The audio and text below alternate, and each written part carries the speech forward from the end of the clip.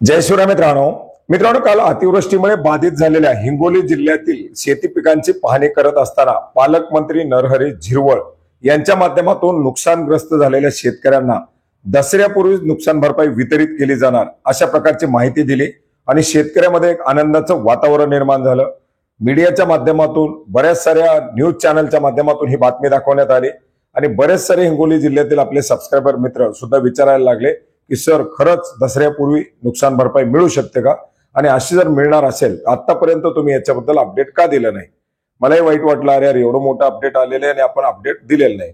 परंतु मित्रांनो वास्तव काय हे सुद्धा आपण या ठिकाणी जाणून घ्यायला गरजेचं आहे। खरंच दसऱ्यापूर्वी किंवा दिवाळीपूर्वी ही नुकसान भरपाई मिळू शकते का हे देखील समजून घेणं गरजेचं आहे आणि याच्याच बद्दलची थोडक्यात माहिती आजच्या व्हिडिओच्या माध्यमातून घेण्याचा प्रयत्न करत आहोत।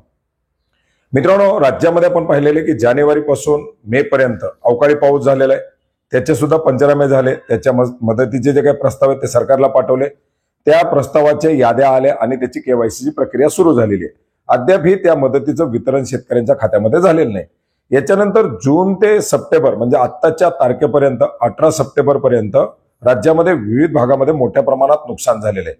मग जून ते ऑगस्ट पर्यंतचे काही जिल्ह्याचे सोलापूर असेल, धाराशिव असेल किंवा काल आपण पाहिलं होतं परभणी, सांगली, सातारा असेल, तिकडे नागपूर विभागातील काही, इकडे रत्नागिरी, रायगड, सिंधुदुर्ग, ज्या ज्या जिल्ह्यामध्ये पहिल्या टप्प्यामध्ये काही जे काही पंचनामे झाले होते त्याच्याही मदतीचे प्रस्ताव पाठवून तेही मंजूर करण्यात आलेले आहेत। परंतु अतिशय तुकडे काहीतरी 1 लाख शेतकरी, 1.5 लाख शेतकरी असे आता यांचे प्रस्ताव पाठवून त्याला मंजुरी मिळालेली आहे। आता त्याच्या केवायसीच्या याद्या यायला आणखी 15-20 दिवस लागतील। शेतकऱ्यांची केवायसी करण्याची प्रक्रिया सुरू राहणार आहे। 2 दिवसापूर्वी अहिल्यानगरमध्ये अतिशय जोरदार पाऊस झाला। काल धाराशिवमध्ये आणखी मोठ्या प्रमाणात पाऊस झाला। काही ठिकाणी भोनगिरी नावाचं गाव आहे त्या ठिकाणी तलाव फुटला। अशा अनेक ठिकाणी घटना घडत आहेत। शेतकऱ्यांची शेती पिकं वाहून जात आहेत, पावसामुळे आणखी नुकसान होत आहे। पंचनाम्याची प्रक्रिया सुरू आहे। काही भागामध्ये शेती पिकं वाहून घेऊन 10 दिवस झाले, 15 दिवस झाले तरी आम्हाला पंचनाम्याचे आदेश नाहीत असे सांगून पंचनामेही केले जात नाही। सरसकट पंचनामे करण्याची कुठली आदेश नाहीत असं सांगितलं जाते। मग आता हे पंचनामे प्रक्रिया पूर्ण करायच्या, त्या पंचनाम्याचे डाटा घ्यायचे, त्या आणखीन तर काही कर्मचाऱ्यांना पंचनामे करायचे हेही माहीत नाही। ही सगळी प्रक्रिया पार पाडून त्याचा डाटा एकत्रित करून त्याचा प्रस्ताव मदतीसाठी शासनाला पाठवायचा, याच प्रक्रिया आणखीन बाकी आहेत। आपण 2-3 दिवसापासून पाहतोय, 15 दिवसापूर्वी एक अपडेट घेतलं होतं की राज्यात जवळजवळ आता 42 लाख एकरपेक्षा जास्त क्षेत्र बाधित आहे। म्हणजे साधारणपणे आपण जर पाहिलं तर 20 लाख हेक्टरच्या पुढे हा आकडा गेलेला आहे। एवढ्या मोठ्या प्रमाणात बाधित क्षेत्र असताना त्याचे पंचनामे, त्याचे प्रस्ताव हे सगळं शासनाकडे जाणं, त्याच्या निधीची मंजुरी देणं, त्याच्यानंतर तो निधी उपलब्ध करून देणं, त्या शेतकऱ्यांच्या याद्या प्रकाशित करणं। आता साधारणपणे 6 ते 7 लाखापेक्षा जास्त शेतकरी हे एकट्या नांदेड जिल्ह्यामधून बाधित असणार आहेत। हिंगोलीचा आकडे लाखाच्या पुढे, जालना लाखाच्या पुढे, परभणी लाखाच्या पुढे, धाराशिव लाखाच्या पुढे, सगळे जिल्हे लाख 2-2 लाखाच्या पुढे आहेत। सोलापूरमध्ये मोठ्या प्रमाणात बाधित संख्या। आता एवढ्या शेतकऱ्यांच्या केवायसी प्रक्रिया करायच्या, त्या केवायसी केल्यानंतरही आपण पाहिलं महिना 15-15 दिवस अनुदान येत नाही। एकंदरीत जर आपण पाहिलं तर स्थानिक स्वराज्य संस्थांच्या निवडणुका या 31 जानेवारी पूर्वी घेण्यासाठी सांगण्यात आलेल्या आहेत आणि साधारणपणे त्या निवडणुका जानेवारी महिन्यामध्ये पार पाडल्या जाऊ शकतात। डिसेंबरमध्ये त्याची आचारसंहिता एखाद्या वेळेस लागू शकते। या पार्श्वभूमीवरती दिवाळी किंवा दिवाळीच्या नंतर या स्थानिक स्वराज्य संस्थांच्या निवडणुकापूर्वी ही नुकसान भरपाई शेतकऱ्यांना दिली जाऊ शकते। हे एक सध्याचं असलेलं वास्तव आहे।